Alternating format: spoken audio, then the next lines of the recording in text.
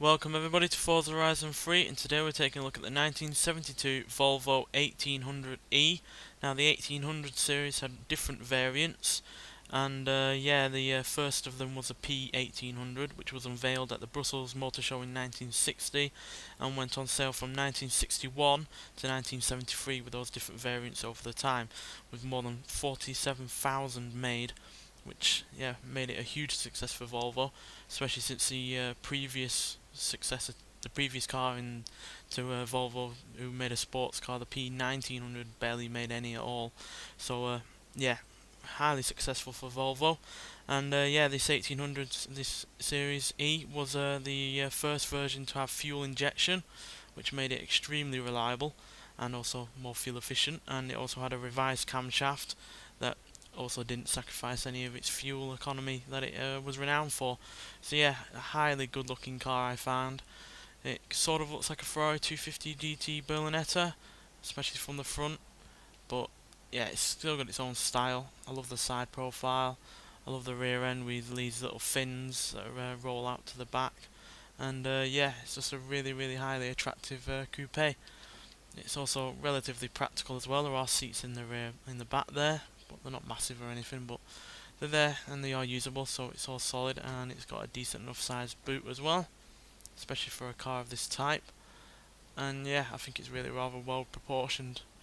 Nice long bonnet, sort of a short tubby tail, but it's not that much, and it's just really well proportioned, like I said. And another good thing about this car is the engine. Not only was it fuel injected, but had a revised camshaft, but it also produced 130 horsepower, 130 pounds-feet of torque from a 2-litre inline-4 engine.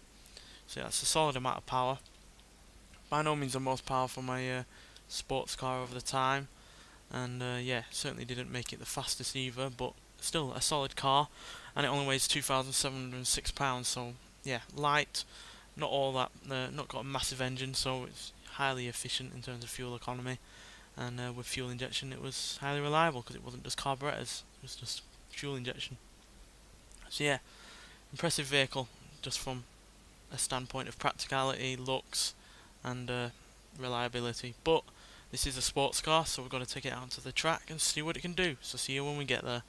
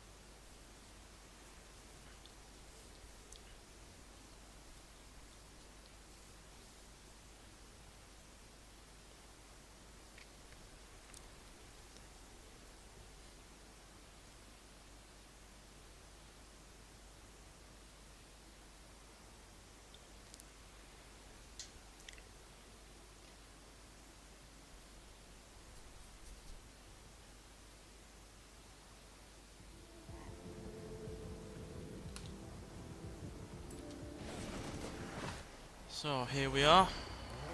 Let's see what this Volvo can do. So yeah, Volvo were hardly known for making mass-produced sports cars at the time, so this was a big step up for them. And even though I do like the 123 GT from Volvo, it's not nearly as fast as this. This has more power and better looks as well. And decent acceleration for a car from the time. 0 to 60 in 9.6 seconds, 0 to 131.417 seconds, and it will do 115 mile an hour. So yeah, I know that sounds slow, but again, I don't really care. This is a car that goes beyond the numbers, and it's because it looks great. I think the engine noise is really rather satisfying, and because it doesn't have all that much grip, it's easy to just play around with. It doesn't restrict you with what it can do. You just can play around with it like that. Granted, the brakes aren't all that great, though you can only really notice it at high speeds. which is kind of a good thing that it doesn't have more power than with these kind of brakes, because yeah, they're not the best by any means. But luckily you're not going all that fast anyway to really bother about the brakes. And this 1962 version of this was renowned for being in the TV series The Saint, starring Roger Moore, before he started his stint as James Bond. And he even said that it's his favourite car to work with in TV or movies, so he prefers it to even the likes of the Lotus Esprit or even any other cars he used in the James Bond series. I can't remember now, but yeah, this is a cracking car, and I am really pleased that they put it in. It is one of the cars that I have been wanting for a very long time from the game, and I am highly satisfied with it being in. No, it's not the exact one that I'd like. I would have liked the one from the Saint, the P1800 from 1962, but this is more powerful, and yeah, it's no doubt got a better sounding engine, because I don't see how they could have made an engine sound better than this, because it sounds cracking, quite frankly. So yeah, highly recommend trying this out if you've not already found it, because it is a barn find in the game with a recent update with the car pack.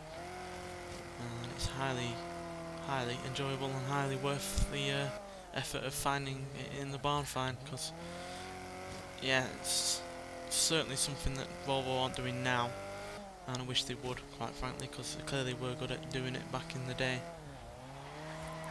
Even if it clearly didn't sell in the kind of numbers that other sports cars sold in, it's still a cracking car, and quite frankly I wish they would do something like this again, because just like it was back in the day, this is unique. This was unique, and Volvo would no doubt do a unique version of a sports car again, just like they do with their hatchbacks or the saloons or even their estate cars. So yeah, cracking car, easily one of my favourites in terms of barn finds, and I'd really struggle to not put it in the top 10 favourite cars, quite frankly, from what I like of it so far. So yeah, try it if you've not found the barn find yet, and you'll be surprised how good it is outside of the numbers, because I wasn't expecting to enjoy it as much, because even though I had seen it before on TV and stuff like that, I never imagined it would be this good to drive in a game. So yeah, find it please and enjoy it, because it is a great car. Anyway, thanks for watching, and I'll see you in the next one. Bye.